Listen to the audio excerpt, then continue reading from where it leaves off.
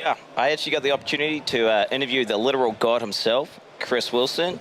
I had a chat with you yesterday, and you said pretty much I can ask you whatever I want. Absolutely. And obviously, day one of the con, you guys asked and answered almost every question that I wanted to do, which is it's bad for me, but it's good because you guys are obviously listening to the community. I'm sure we'll find plenty to talk about. Yeah. So what I did is I asked Twitch chat, I asked the internet, what do you guys want to hear? And I picked the ones that haven't been asked yet. So we'll start off right away. You said the PoE skill tree is getting modified in the future. While I understand you don't have anything concrete to talk about now, could you tell us what about the current skill tree you really like and what aspects you dislike and would like to improve on the future? Like, for example, you know, I play a lot of Diablo, and people see the PoE skill tree and they say, no, I don't want to play that game. Like, that's a great question. So Path of Exile has this experience where when you run the game and you press P, which happens in the first area because you have to do it before you get to town, you're blown away by this incredible 1500 node skill tree, right? Yep. So the question is this a good thing or a bad thing for new players versus existing players, right? So let's look at new players first. On one hand, this tells you what you're getting in for, because even if you hide a lot of the tree, they're still going to be exposed to the tree eventually. So is it really worth having a bait and switch where you have a higher retention rate through the first area and then you eventually lose the users later when they see the full tree? And then the other aspect, of course, with existing players is if you start dumbing down the tree by hiding most of it or changing the early levels of it, that could be perceived negatively. Like the tree is the soul of Path of Exile in some ways. You know, it's an iconic thing. I'm not entirely sure that trying to make it more accessible is necessarily the right direction to be taking it. Do you think it's exploded at all? Like there's, I've seen some heat maps showing you where people actually go, and there's like completely dead areas of the tree, and then also like just a lot of the attribute nodes, for example, could technically be removed or to make it less intimidating. Yeah, that's a very good point, though. To some extent, having the choice there is important. Even if there's an obvious right choice, it's a kind of a mastery behavior to know that it's an obvious right choice. There are still people who take the bad skills, and it's good to have them there. If we just limit it to the positive ones, then it's kind of a pick your build from, you know, a few builds. Though I do agree, like obviously the tree will be different. It's going to need some work. The game is balanced pretty differently. You know, we're going for quite a bit more difficulty. You know, I'm not saying we're trying to achieve a slower pace, but we're definitely aware of the fact that there's certainly a lot of speed and spam creep going on towards the end of the game. I'm going to ask you a lot of questions about that. Oh yeah, let's definitely do that. Yeah, so you are saying that you are going to make some sort of significant change to the tree in the future, or no? It's a constant discussion at the moment. Okay. We honestly don't exactly know what we're doing, but there certainly needs to be tree changes. There have been some pretty radical ideas suggested so far. We're probably not making it three-dimensional. Okay, a three-dimensional tree. Oh my God, okay. All right, to completely change the subject, during the PoE 2 reveal, you said, we knew we couldn't extend the PoE campaign forever. It'll take too long to get to maps. So will maps still be the primary endgame for PoE 2, and will that fit naturally into the storyline? Absolutely. Will you need to play through the first campaign to unlock PoE 1's, you know, league mechanics? Great. So the way this works is when you create a character, you can choose which story you want to play. Do I play Path of Exile 1, which is a story about Dominus exiling someone from Oriath to Rayclass, and then the player getting revenge and eventually discovering about the beast and doing all of that, and then causing Katava to, you know, be summoned by the Kurori slaves when you free them from Oriath, and eventually, sorry, lots of spoilers here, but that story, right? So that's Path of Exile 1. You can choose to play Path of Exile 1, or you can choose to play Path of Exile 2, which is a story set later after the fall of Katava, where bad things are starting to happen on Ogham, and people don't know why, and so, you know, you're being executed but managed to escape, and I don't want to get too much into Path of Exile 2 Don't know spoilers, I haven't played yet, so... Right. So anyway, that's a separate story. So you choose which one you want to play. Now, even though they take place with a different set of exiles at a different time, with different, you know, broad enemies, though, you know, some common themes between them, they still have access to a map device. Oh. And maps are timeless, so maps aren't occurring at any particular time. So you can use the map device to access maps that are the same between the two. So it's got kind of a shared endgame. Now, our eventual goal here, and I'm not promising this at the stage, it's just something we're trying to work towards, is the concept that you can play a character in either campaign in the same league. So we introduced a new league, like let's say Metamorph, that's coming out. You could theoretically play Path of Exile 1 or 2 campaign and play with those other people on the maps, where you have access to different ascendancies and so on, depending on what you chose. And this is something we're going to both make more decisions about and more announcements about in the future. But it would be really cool if the 2 campaigns are kind of an optional choice. Obviously, a lot of people will choose Path of Exile 2 because it's better. That's why we're making it. You just pick whatever's faster, right, if you're trying to be a real tryhard. Yep. And we're going to have to make sure that they're about equal, right? We're just going to have to achieve that. They're going to give the same number of stat points, the same number of skill points, and I mean, it may be that Path of Exile 2 is a faster way to get to maps, because we do feel it takes a little too long at the moment.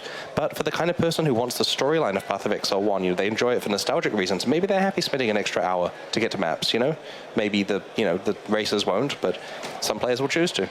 Sweet as. Okay, this one here is a little bit of a touchy subject. Mobile games. Yep. So a fear of many people is that we're seeing whenever they release a mobile game for an IP, the design philosophy changes to cater towards mobile limitations. Can you guarantee this is never going to happen to PoE? So, like, you're not going to cuck the main PC game just because mobile? This touches on the concept of whether or not there's crossplay between mobile and PC. And at this stage, well, probably permanently, we're not planning on having the crossplay so that we don't need to hurt the PC game. Not even cosmetics? So, like, if you were to play the mobile game and, you get some achievement in the game, it would then unlock something on your main account. Well, so that's a possibility. It's cool for marketing reasons, but that has its own drawback, where imagine you're a PC player, you're not particularly interested in a mobile necessarily, and suddenly all the cool kids are unlocking stuff by playing a mobile game, and you feel like in order to compete with them, you now have to not only put the hours in on the PC, but also put the hours in on mobile, right? Your bathroom breaks at work and you're having to play Path of Exile just to keep up. So that's a difficult thing. I mean, it'll be great for marketing reasons. Maybe we'll find a good way to do it, but we're conscious of the fact we don't want people to feel forced to play the mobile version. As to the design question, we're trying to keep it a pure Path of Exile game. Like, for example, the monetization, it's not going to be pay to win. It's exactly what you expect. We haven't had explicit discussions about this, but I can promise we're not going to be throwing in dumb, mobile monetization gimmicks. And with gameplay, as you can see by playing it on the show floor, it certainly is a different feel of gameplay to Path of Exile because you're playing with your fingers. You access skills using this cool dynamic D-pad thing where if you want to leap slam somewhere, you can just like swipe up. If you've got leap slam on, swipe up. And you want to put an offering down, that might be swipe down. So there's cool ways of playing, and that does change how the game works, but it has all the things that it needs to be Path of Exile. We managed to get 5 flasks there. You've got 8 skill binds. You have the passive tree. You have all the items. We haven't removed any important features of the game. Okay, so it's going to be completely separate, no crossover, generally speaking, unless there's some clever way of doing it. Okay, completely going to change the subject again. So resistance is a character's most important defensive stat, so like, resists. But with 3.9, with changes to ring quality, it looks even easier than ever. And it's already pretty trivial in the game right now. And, you've said in the past that you want like no aspects of the game to be like super, super easy, right? And now with this new quality change, it's going to be even more of a joke than it already is to cap your res. Yes. Do you think that's a problem at all? The tricky thing about this is, if we knew that catalysts were making their way into the permanent game as a thing forever, then we could balance around it. We can make sure to do a pass on resistances, keep it fun. And I don't mean just nerf resistances for the sake of keeping it challenging, but yeah, that. But what I mean, though, is we want to make sure that game systems are engaging. If resistances are trivialized, that's a negative thing. But we don't mean to just take them away from players arbitrarily. But we do a pass on it to make sure it's good. The issue is that catalysts are a drop specific to the Metamorph League. I like Metamorph. It's one of my favorite leagues we've done recently. But there's no guarantee it's getting into the core game, right? And so if we were to make game-wide resistance changes, they'd start to affect Standard, for example, even though there's no catalyst available in Standard unless hardcore players die and bring them over and then they're expensive. So it is a bit tricky for us to do anything about resistances in the very short term. But if they're staying in the game, then yes, we will need to balance around them. Okay, that's really good then. So the new skill system looks to have opened up a lot more buttons that you want to press in game. And because of this, are we going to see more synergy with skill design, like combinations, for example, like 2 skills? Because, I mean, we're going to have heaps of 6 links now, right? Yeah, you can have up to 8. I mean, potentially even more under some situations, right, if you get skills granted by items. So the team are exploring a lot of interesting stuff with skills recently, and synergies and so on are something they now have the luxury to look into now that we have a good stable of skills. Like, for a very long time, we felt we were fleshing out what Path of Exile needs to be an action RPG. There were important skills we just didn't have. Shape-shifting and so on. And so now that we're actually getting all our bases covered, we can look at more interesting combo and synergistic skills. I mean, we've seen it a little bit in the past, pairs of skills like Blink and Mirror Arrow that are designed to, work together for PvP where you don't know which one the other person's used and so on. But yeah, I'm hoping to see a lot more interesting skills. I also thought of something that I should have said in the last question about catalysts. Okay. They do make resistances easier, but there are lots of other types of catalysts as well. So if you've capped your res, don't use catalysts for resistances, use them for like damage or something instead. Okay. again, I'm going to completely change the subject. So punishing and well-telegraphed one-shot mechanics, or almost one-shot mechanics, I think are totally fine, right? And I really like it because, you have to sign up to it. It's consensual. Like, you go to Uber Elder, you expect, okay, if I mess up, I'm going to get one-shot. But in in-game maps, like T16 maps, when you have crazy mods, for example, these mechanics, for example, the Phoenix Guardian, when he's all juiced up, he just does stuff almost instantly, and it's really hard to avoid. Like, do you think that you might consider, the one-shot mechanics maybe not being affected by sort of like animation increasing speed effects at all? That's a very good topic, but I think it's one that's better discussed with the guys who are working directly on the boss fights. Like, in principle, I agree with what you're saying. It sounds sensible, but it's the kind of thing that I bring to the team and say, we should do this. The community think it's reasonable. It will, it's hurting players. It's unfair. What are we going to do? And they'll give me 5 reasons why we have to keep it. And I don't know that's the case, right? I haven't spoken about them with this one, but it is the kind of thing we have to be hesitant about. But they're fully aware of it. I mean, these guys, they go home and they just play those exact maps, right? We've had points in the past where people have, said something sarcastic about one of our team members, so that team member has gone and won the solo self-found hardcore ladder or whatever, just to prove it while working, 10-hour days or whatever that guy was doing that week. I've heard stories actually about like some developers playing the game and they died to some mechanic. Like, apparently, this is the word on the street. One of the PoE devs died to reflect damage, just the old reflect where you just randomly just die, and then the next day it was like patched out. It's a cool kind of story, but realistically, it's one of the things that merely prompts a conversation, and there've been conversations before. I lost a hardcore character to puncture, and I waited a while before complaining about that. Okay, another completely different question. So two-handers' biggest advantage used to be that you'd have like 2 6-link abilities, right? Yep. And even then, you would still, generally speaking, just use dual-wield setups because it was just a lot better being a melee player or like with a shield. So are you going to redesign it with two-handers? Are you going to make the two-handers specific skills? Like, what's the deal with two-handers now with the new skill system? So we acknowledge the fact that it takes away one of the advantages of letting you have the 2 6-links. And that means that two-handers have to be better in some other way, right? Maybe they're just going to do more damage now. Maybe there's another cool quirk we can come up with. It's worth noting that the two-handers do have 4 sockets, like bows did in the demo, whereas other items just have 2, so you get 2 + 2. But we'll have to make sure that there is a legitimate reason for wanting to forego the dual wielding bonuses or forego the shield bonuses. Okay. In the past, this is a good one. Okay, in the past, you've never been one to shy away from referring to Diablo games, and you've been very vocal in the last year, saying that you predict D4. You said it on a podcast, and 4.0 must compete with it. Now that you know your competition a little bit better, what are your thoughts? And are you worried? Like, are you worried about D4? Do you see yourself as being a direct competitor, or? The thing that I'm happy about is any new game that anyone makes has experimental new elements to it where they don't know really whether people are going to like it or not. They can do as much testing as they want, they can make it as good as they want, and some games just don't quite gel with the audience for various reasons, right? Whether it's, small design problems, whether it's pacing. There's a lot of reasons why games can just, not be as good as the designers had hoped. We know the Path of Exile is good. The fact there's thousands of people here and hundreds of people watching me literally over there, and, I don't know how many people are on Twitch right now, but it's a lot. It's a scary number. The fact that is happening around Path of Exile shows people like Path of Exile, and we're not removing the Path of Exile from this. We're giving you a new storyline. We're making improvements to the skill system that have no drawbacks that we can see. We're coming up with new systems that add to it. We know the core of the game is solid. We know we're not screwing around with the atomization, right? It's going to be good. We're gonna keep to the plan that we've been doing for a very long time and stick to that. And Path of Exile players can expect it. Other action RPGs are going to try new and experimental stuff. Maybe they are the new best action RPGs, right? For competition's sake, I hope so. But on the other hand, they might not be. And we're going to sit there, at the 90% mark, and maybe someone gets to 100, but I'm happy to be at 90, and that gives me a lot of confidence. Okay.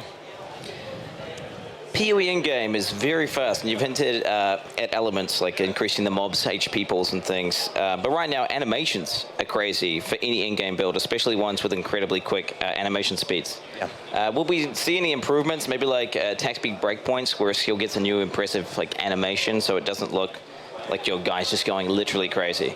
Because we still want to feel like gods at the end game, but right now we feel like clowns, like with some of the really fast attacking I understand, builds. and the team sees that as well. It's a really good idea, actually, having new animations for the, godlike speed, as it were. That's not something we've discussed internally. I mean, the animation team may have done, but it hasn't got to me. So that kind of thing is a better solution, because normally what people say is, the endgame's too fast, how are you going to slow it down? And the problem is, when you actually go and do that, the players are like, that's not what we wanted. We didn't want you to make it worse for us. We wanted to find a magical solution to the problem that doesn't involve reducing our power. And new animations and stuff are the kind of magical solution that we'd be looking for there. So I'll bring it up with the team, but this is something a lot of people are conscious of and working on. Okay.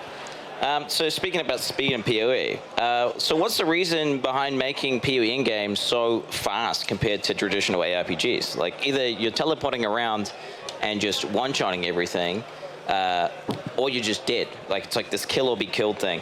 And also, like, area of effect skills in PoE and, like, smart targeting abilities where, like, it's just, like, by design, you can just annihilate an entire screen with a single button press. Is that intentional? Sorry, just choking here. So, this is the consequence of power creep building up over a lot of years. I remember having a conversation with one of my developers a long time ago. We're talking in the alpha of Path of Exile. And he said to me, Chris, the end game is really slow. Like flicker strike is flicker strike, flicker strike, flicker strike. I love that ability. He said one of his favorite things about old school action RPGs was stacking attack speed and going nuts. Sorry. Don't die.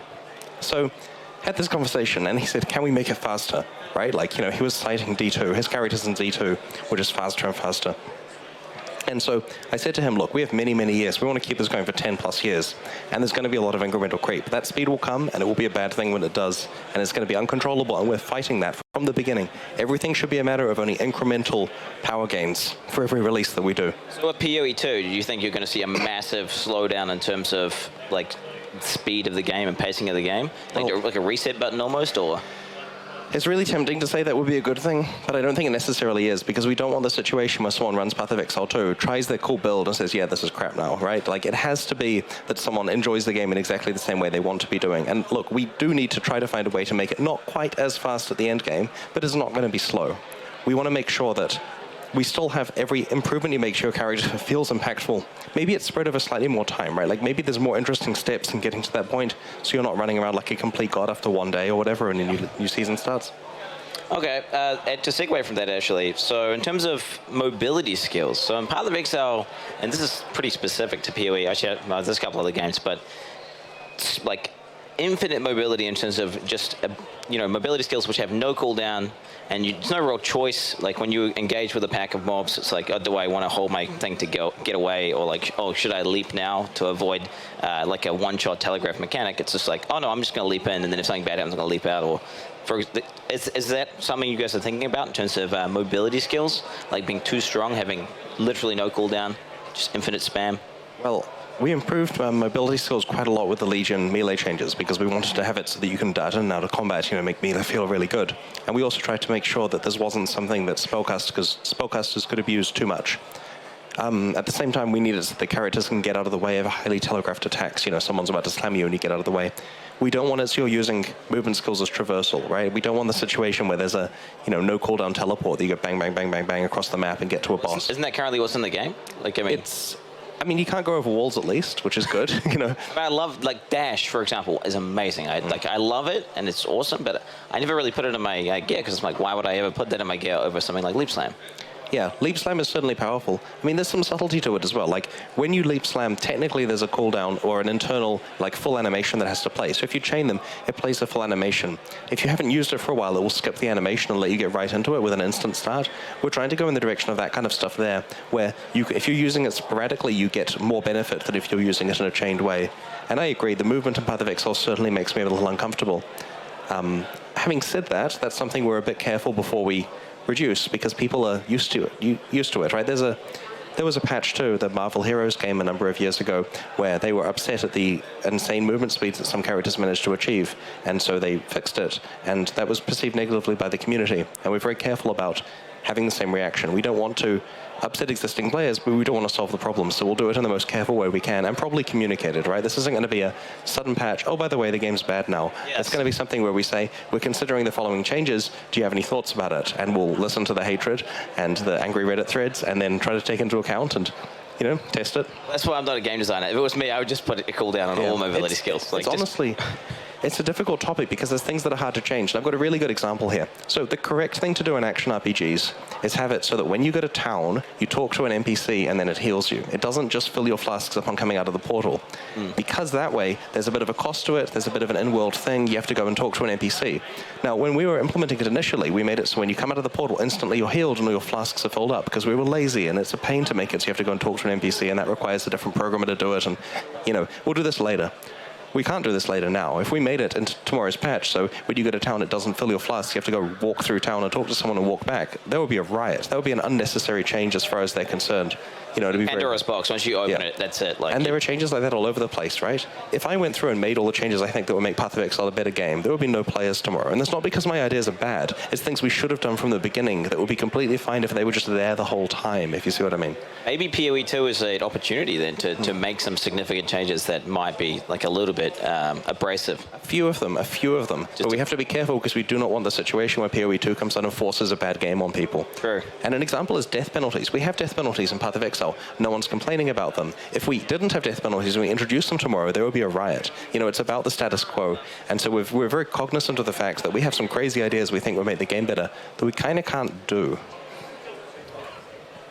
In terms of group meta, so I really love PoE and I play it all the time, obviously, but I never engage in groups unless I absolutely have to, because whenever I do, it's again this thing where either you're running around picking up loot behind someone, or you're the guy just teleporting around and killing stuff. Is there any plans to make group meta more engaging, maybe group-based mechanics, encounters specific to groups, perhaps? So I do want multiplayer gameplay to be better, right? I agree with the problem that because of the fast pace of the game, it is a little bit rough. The tricky thing is we don't want to make mechanics that require you to play in a party, because our kind of design philosophy here is everything is possible solo or in a party. We'll never make solo-only content, we'll never make party-only content. We want to make sure both are fully supported. So, for example, there were rumors we were going to announce 12-man raids in the game. It's probably never happening, unfortunately, because 90% of players will party occasionally, but prefer to just go and grind alone if they can do, and so they just wouldn't engage with that content.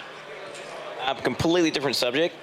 In terms of trading, so obviously you guys have said you don't want an auction house and things like that, but there was talk of incorporating some sort of in-game browser where you could, instead of having to alt-tab to PoE trade and, use third-party stuff, you could do it in-game via some sort of, panel interface. I think that's far more likely than an auction house, yes.